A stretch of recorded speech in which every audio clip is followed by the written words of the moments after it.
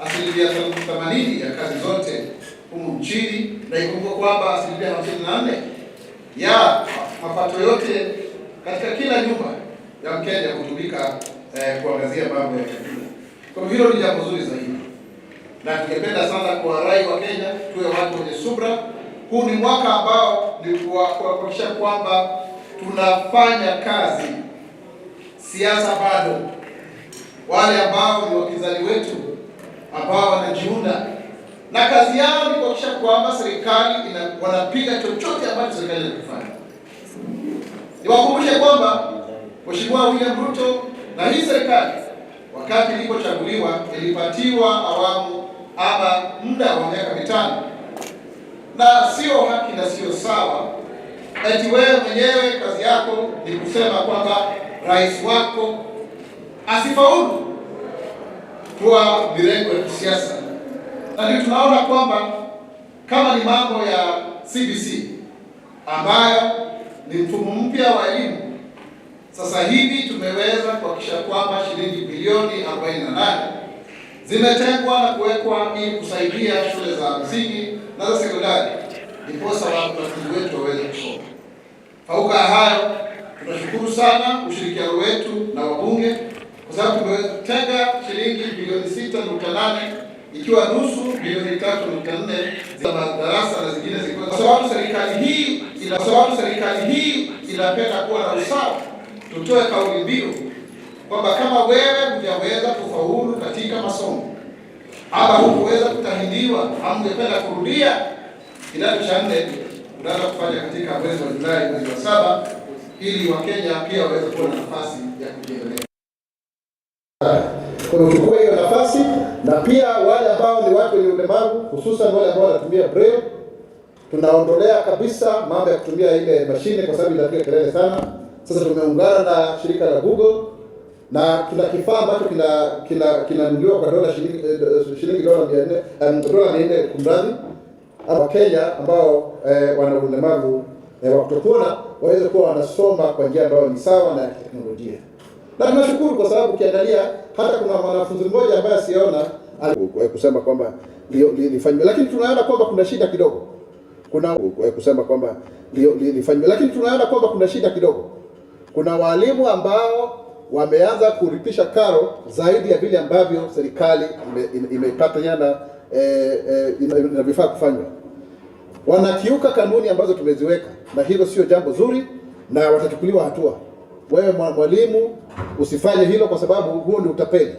Tunataka kwamba elimu iwe ni ya Wakenya wote na elimu iwe ni ya watu ambao wako sawa.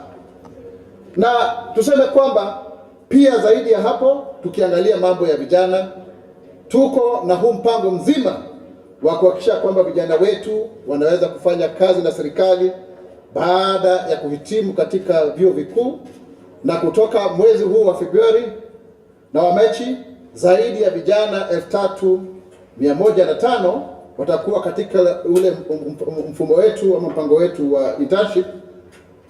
Sasa watakuwa wafanyikazi wa umma wanagenzi, na kufikia sasa zaidi ya Wakenya 23,105 wameweza kufaidi kutokana na mpango huu kupitia tume ya kuajiri wafanyikazi wa umma.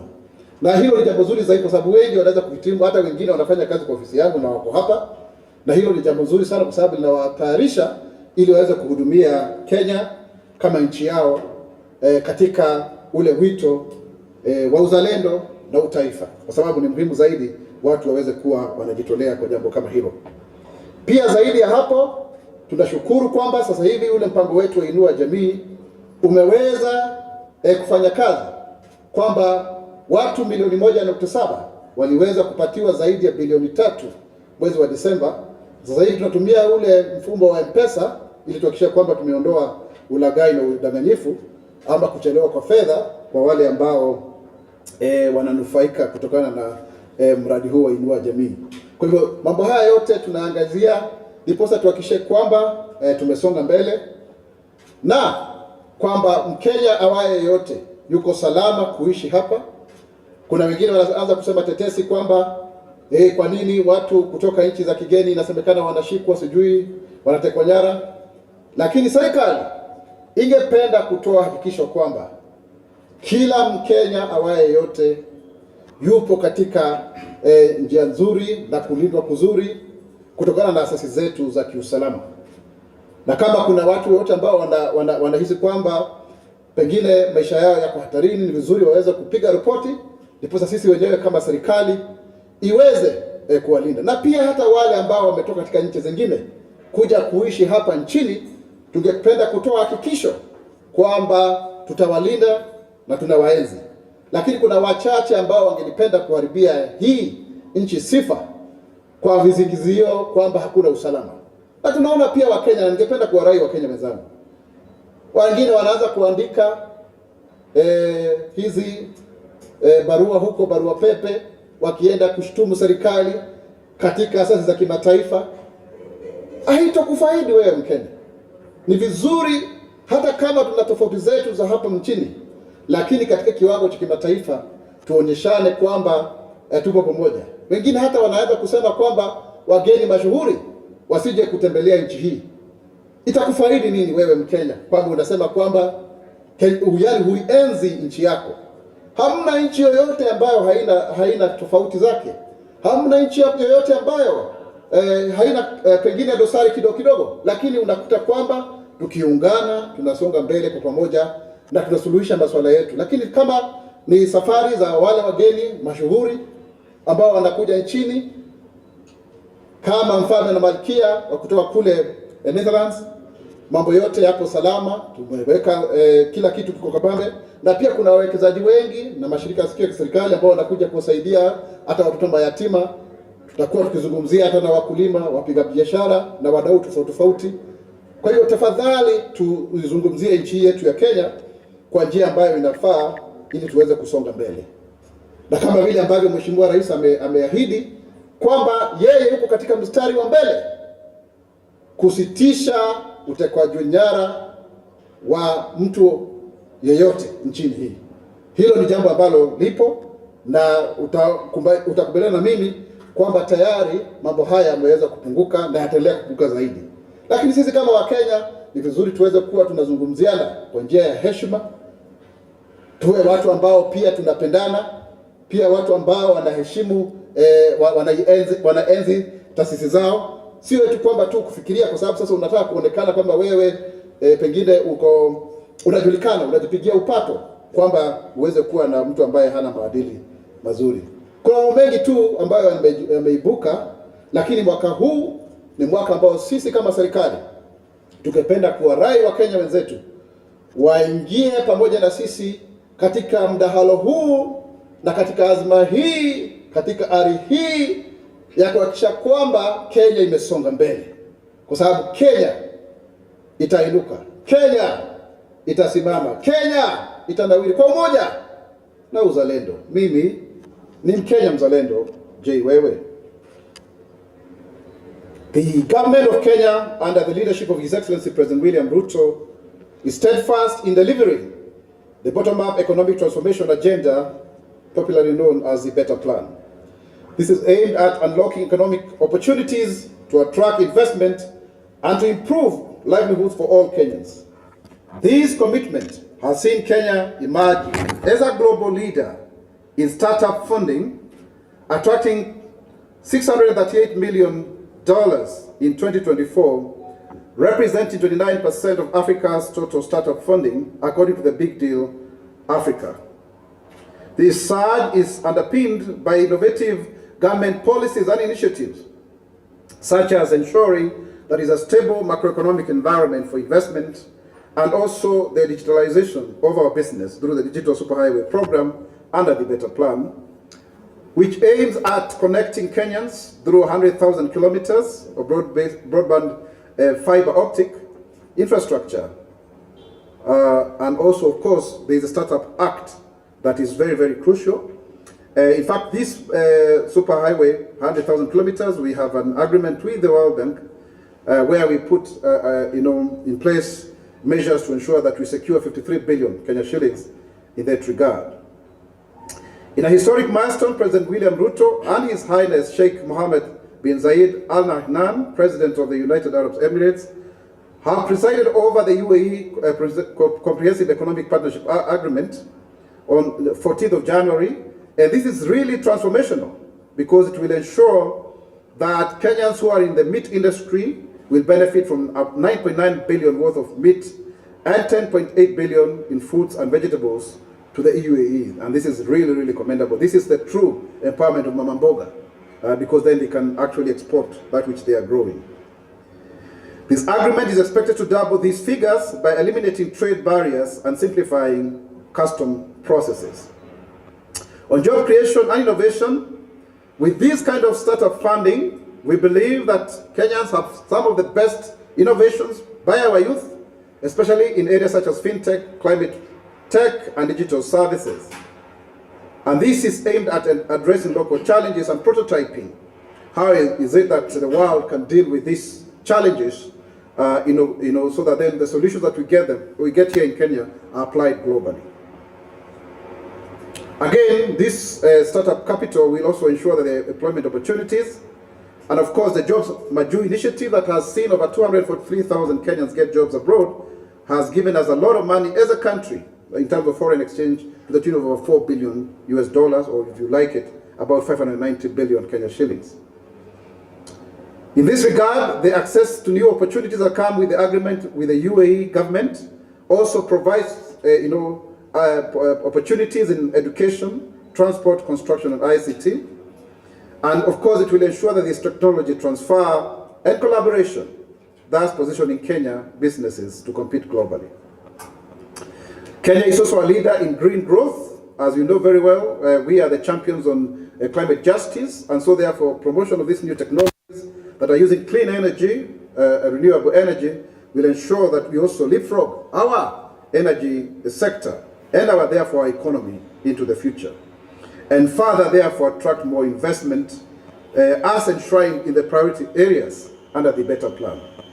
On education reforms, we are gradually doing away with the 844 system, and most of us here are products of that process, of that system, which has served the nation for 35 years.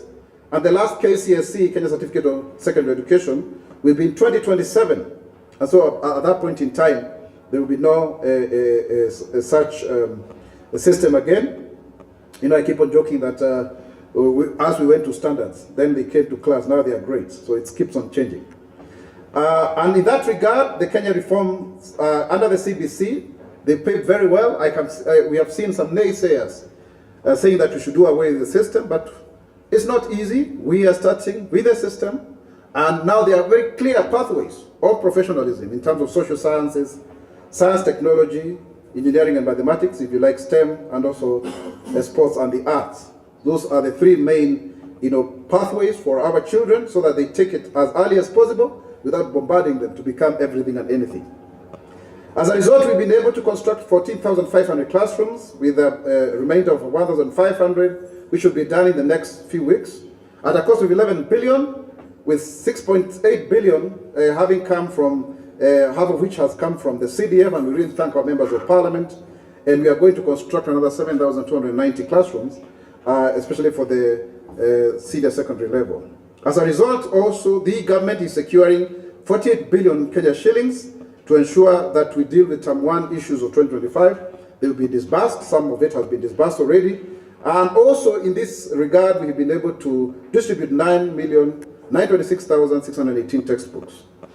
Further, it's good to reiterate, for the sake of those who would want to have a second chance in life, that in July they can go back to do their KCSE, or those who may have missed, and that we are very keen to ensure that we adopt new technology for those with disabilities, especially by doing away with the Braille machine, which is very noisy and very bulky and very expensive. I think it's about 85,000 Kenya shillings, by adopting the new one, the Orbit Reader, which is about $400 or 52,000 Kenya shillings or thereabout.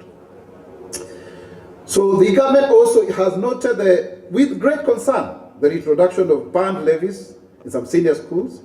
And we want to call out those teachers who are making an extra penny. This is corruption, and we are going to take measures to ensure that that does not continue, so that we do not fleece our fellow Kenyans who are parents in those schools, because there is a very clear provision of monies for infrastructure development and such other needs that may arise from time to time.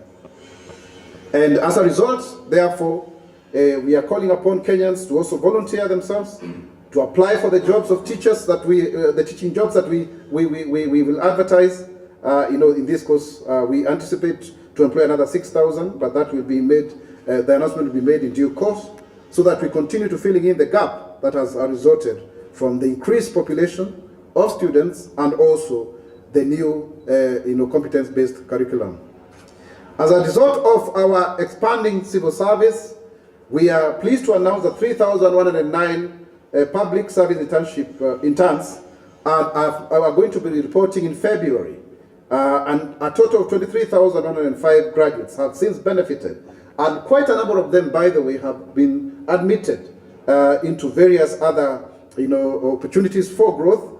Some of them were retained in the civil service, and it's a very good opportunity to ensure that our young workforce is able to know how government functions, and so that there is technology transfer, there is institutional memory, and to expose them to various government functions. This also will create a solid foundation for careers and also actively contribute to national development while enhancing their competencies. Further, through the Inua Jamii program, Kenya itanawiri kwa umoja. Kenya itanawiri kwa umoja na uzalendo. Mimi ni Mkenya mzalendo. Thank you very much. Na uzalendo. Mimi ni Mkenya mzalendo. Thank you very much. Kwa idhini ya msemaji wa serikali, sasa ni wakati wa kwa idhini ya msemaji wa serikali, sasa ni wakati wa wanahabari kuuliza maswali. Kuna maswali moja mbili.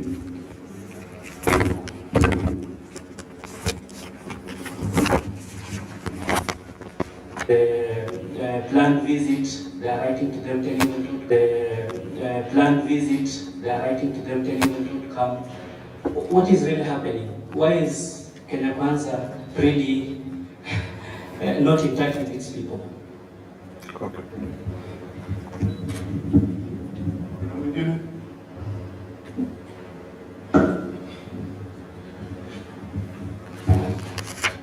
Good morning, my name is Dennis Tisaka from KICC, and Dr. my question is on Social Health Authority. There have been claims that the government has not committed to some hospitals. Maybe what's your take on that?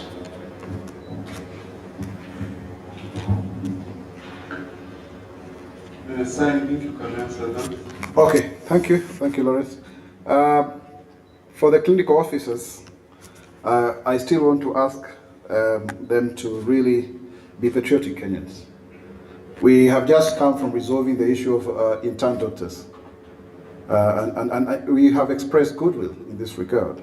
We are very committed to honoring the CBA with the clinical officers, and I don't think jeopardizing the health of fellow Kenyans is good, because we have trod this path before. We have been there. I mean, we lost a lot of days in 2024. We don't want to go back to that, and so we ask them to really come forward and raise their issues with the Ministry of Health so that we can resolve them. Because we cannot be coming from one strike to another. I mean, it becomes very difficult to ensure that Taifa Care is working. And also, let me combine that with the question from Dennis. We have realized as a government that there is dishonesty also on the side of hospitals, because when you have a payment, or rather a procedure approved by the SHA, but then people are being told to pay, that is sabotage. And there is serious sabotage from various hospitals. So the government is very keen to put in place a system where even you can tell how much was paid for your medication. Because that lack of transparency is what was making the NHIF to have fictitious claims, and that is what people are fighting back, because then NHIF became a cash cow. So there are teething problems there, but believe you me, as the government has committed before, we are on course to ensure that every claims are paid and that people do not pay cash just because some people want to frustrate this process. And really calling upon the people in the healthcare sector, please do not frustrate this, because it's about me and you. It's not just about the government. You know, government is, I mean, it's what is commonly good for us. So I think that's where the problem is, the disparity between what is being approved by SHA and also what you are being told to pay. There's a challenge there, and it's a question of transparency. Now, my friend from Horizon TV, we are living in very interesting times, and I think I need to address this issue because it is not just Kenya that has this challenge. The biggest threat, the existential threat to our sovereignty and our nationhood currently is misinformation and disinformation. Because lies have been digitized and everyone is able to be a newsmaker. So much so that there is no leverage. And we have a study that shows that Kenyans are consuming news from social media 50%, then from the mainstream media. So anyone can wake up using their small station called Twitter or X account or Facebook and create some lies just to attract traffic and likes. And then out of that, people are using technology or misusing technology to even generate some emails to damage the reputation of the country. So it's a big issue. It's a really big issue. And the government has really restrained itself in terms of, coming into that space and, trying to curtail some of those things. Because we believe in responsible citizenship. And therefore there should be responsible citizen journalism. So it's not because the Kenya Kwanza or the broad-based government or this administration has lost touch with Kenyans. We are very much in touch. That's why we are engaging with you, because you are the ones who interlocute between our communication and the populace.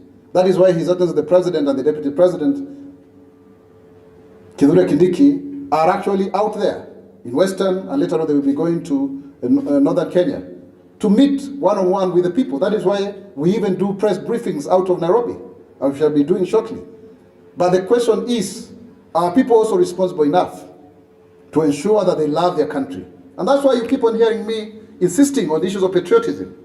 Because a patriotic Kenyan will not work to jeopardize the progress of his or her own country just because of the difference of political opinion. So really, I am making a passionate call for us to really remember that every partnership that we create with a different country will benefit a certain Kenyan somewhere, and it could be yourself.